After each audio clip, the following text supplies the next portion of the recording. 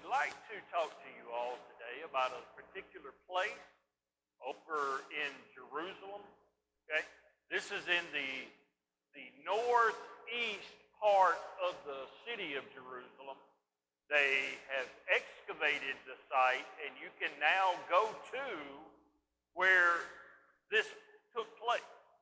This took place at a place called Bethesda, and it's described in the Bible as having 5 colonnades, and they have uncovered all of it now. So if you want to, you can go over to Jerusalem and see the place where this took place. Okay? And it's pretty neat because, listen, this was a very popular place, and it was where all the cripples would gather. Okay?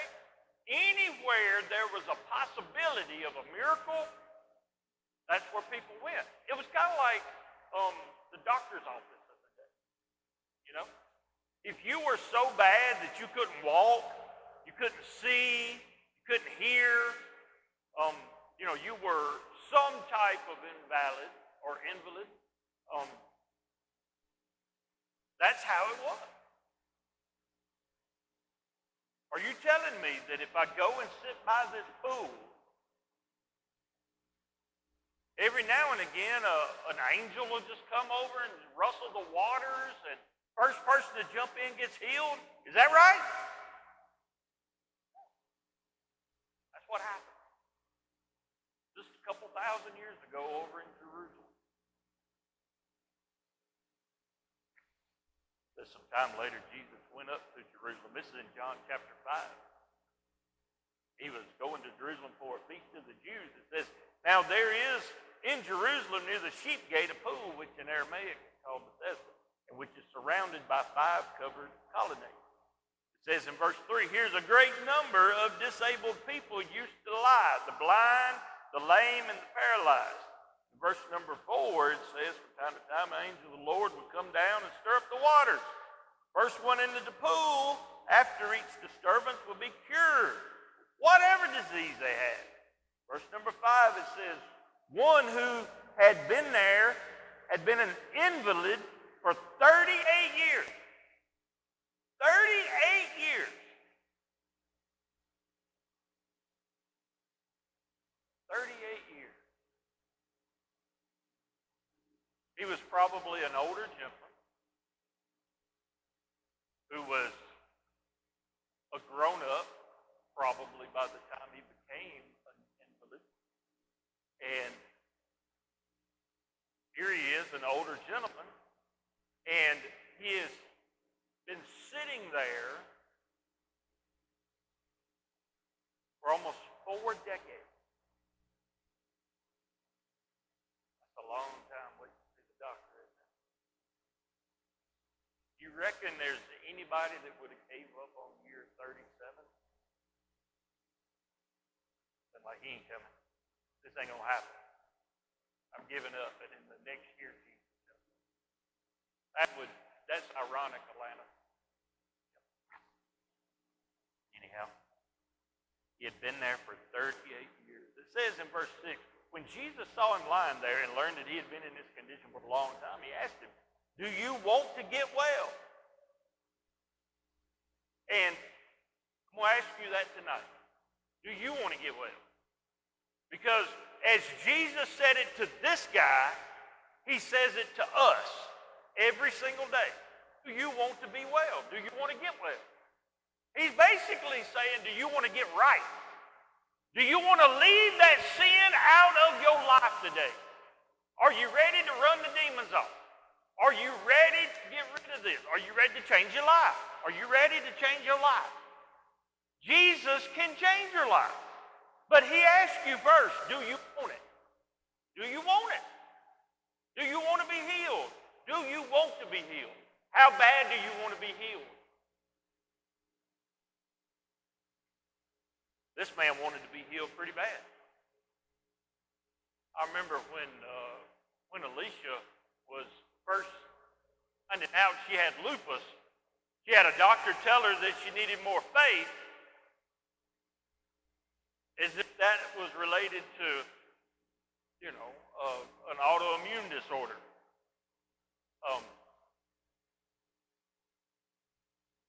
I know that you can be very, very faithful to the Lord and still get sick. Right?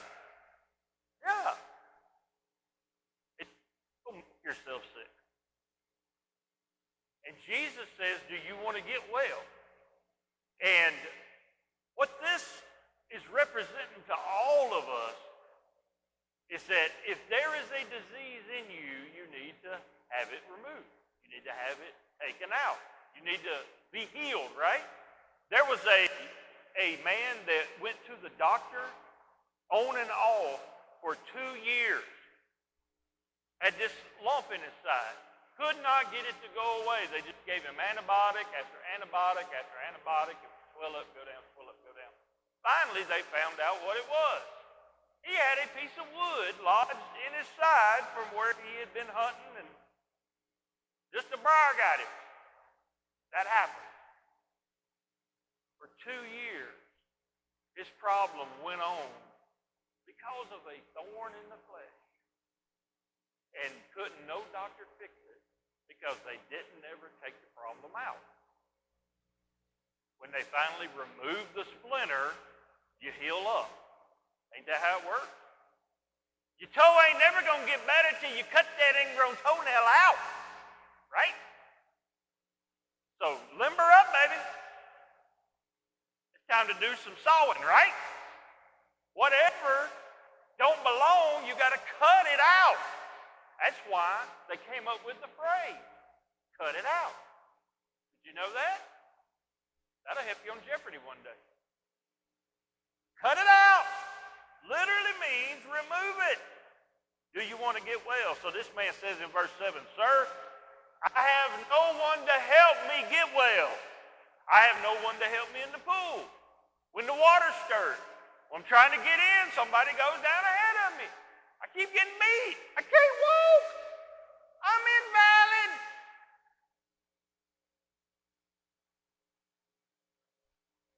When you are coming out of surgery, say you got your leg cut off, all right? They're going to give you some crutches so you can limp around, right?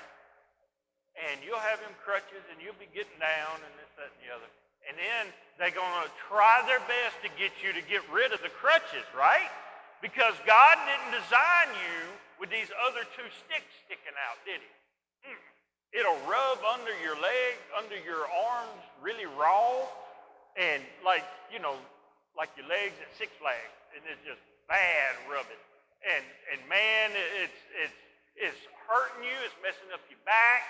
Everything is out of whack because you're on these crutches. And you were not designed to have crutches. You were designed to be able to walk on your own, right? But instead, you got these crutches, and eventually you start thinking, I can't do anything because of my condition, because of these crutches. And these crutches were made to support me and to help me now are the thing that's holding me back because all I can do is rely on these crutches. And I think I can't do anything. I can't do anything. I can't do anything. And that man sat there for 38 years on his mat. I can't do anything.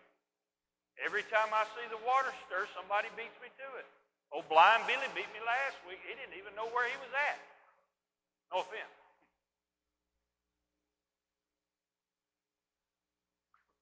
What? Billy can see?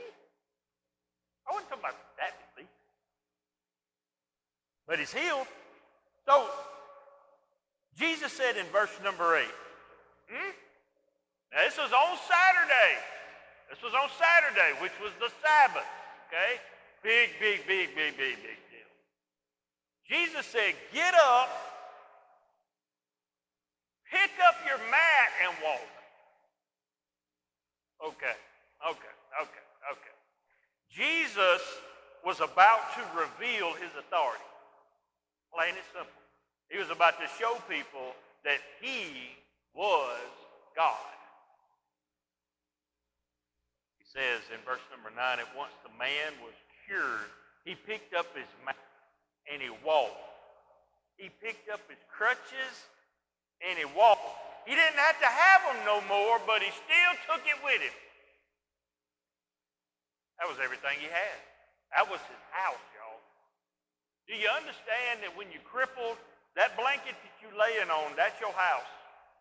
That's where you stayed till somebody toted you somewhere else. I mean, what's he going to do, crawl to another blanket? No, he had a mat. You remember the guy that was paralyzed and his friends picked him up on that mat? You got this mat, that's your thing, that's your possession, that's your house. So Jesus said, take everything that is associated with you being invalid, everything associated with that life, and you get out of here. You don't belong here no more. No part of you belongs here no more. You move out. And that's why Jesus told him, pick up your mat and tote it. That was a problem, though. He's picking a fight. The day on which this took place was the Sabbath. In verse 10 it said, so the Jews said to the man who had been healed, it's the Sabbath. The Lord forbids you to carry your mat. The law forbids you to carry your mat. So on that day you can't do no work, which includes moving. And he moved. Quit living by the pool, and he moved somewhere else. And that was a big no-no, Adriana. You can't just move on Saturday. Did you know that? That's like trying to buy beer on Sunday morning. You can't do it. You couldn't do it all day, but they decided that some people were just too thirsty. Yes, at 12, right? 12:01. See, even she knows. People standing there, right? Just waiting for the checkout, right? Probably. In some places, maybe. Hope not. Maybe. So, the Jews said to the man who had been healed, it's the Sabbath, the law forbids you to carry your mat. But he said, the man who made me well said to me, pick up your mat and walk. So they asked him, well, who is this fellow that told you to pick it up and walk? Who told you this? Verse 13, it says, the man who was healed had no idea who it was, for Jesus had slipped away into the crowd that was there. Okay? You see this picture that's going on, right?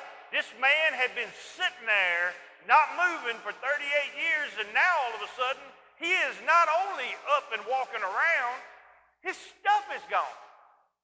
He's at a different location now. Why? Who told you to do this? I didn't catch his name. It says later, Jesus found him at the temple. Do you see where he went? He left the pool and he went to church with his mat, a new location, right? He has got a new location, and where is it at? It's a church. And when he decided to make a change, Jesus said, you make that change. You make that whole change, and you do it. And then look at here.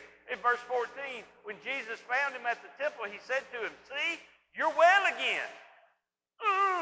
Stop sinning, or something worse is going to happen to you. He's been sitting there for almost 4 decades, probably thinking, what did I do to deserve this? What did I do to bring this on? What did I do? What did I do?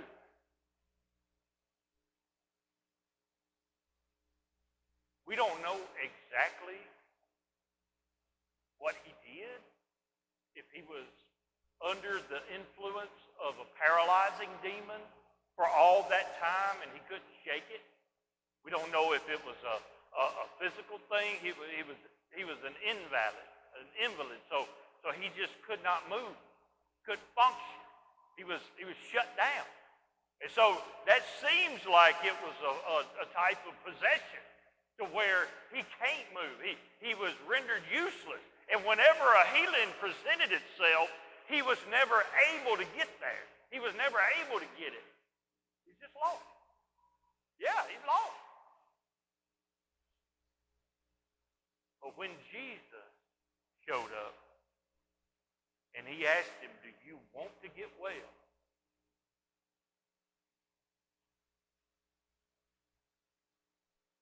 It turned from, do you want to be well, to stop sinning. Do you reckon that had any relation? See, that's what the Holy Spirit kind of speaks to me, was that since Jesus told this man, stop sinning, that means he was sinning, right? Because to stop sinning, that means you got to start sinning sometime. So apparently this man was a sinner, living in sin, and apparently what had happened to him was not as bad as it could be. So what Jesus was trying to get this man to see is like, even though you have been in this situation for a long time, it could have been worse. And that's kind of some perspective that I guess this man needed. Because he was whining. He was whining. I can't get there. Somebody always beats me to it. Which is a whine, right? It goes real good with cheese, a lovely Gouda. Wine goes good with cheese, right, Lily?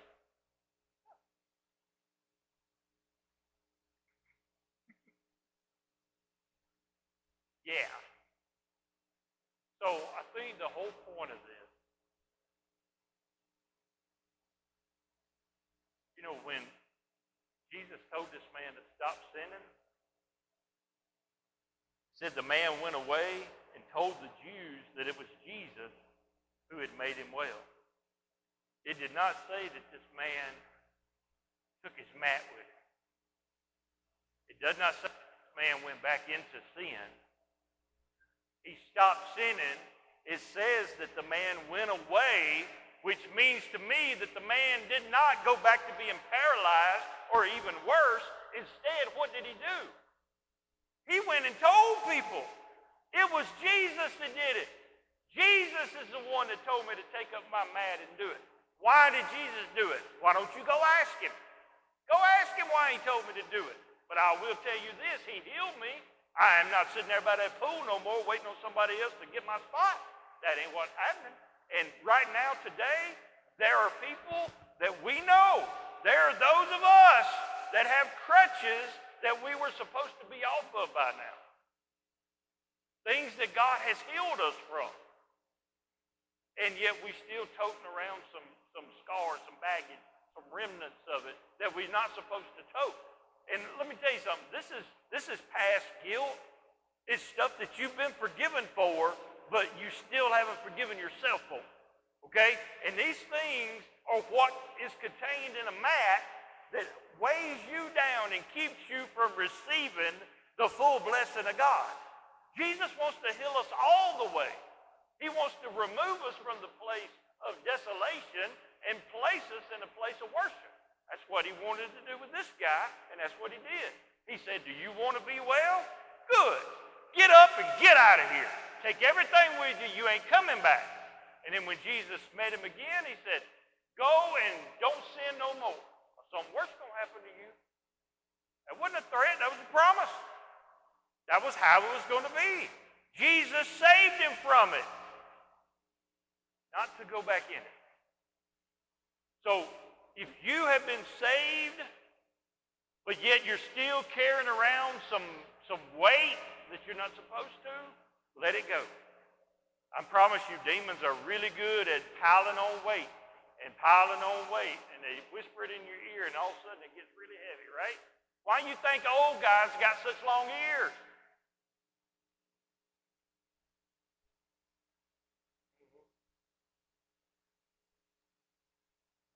I mean, it's pattern, right? I don't know. Maybe I'm wrong. Probably not. Oh, man. I have lost my train of thought. I just pictured my daddy's ears, and now I can't think of nothing else. Do y'all have any questions?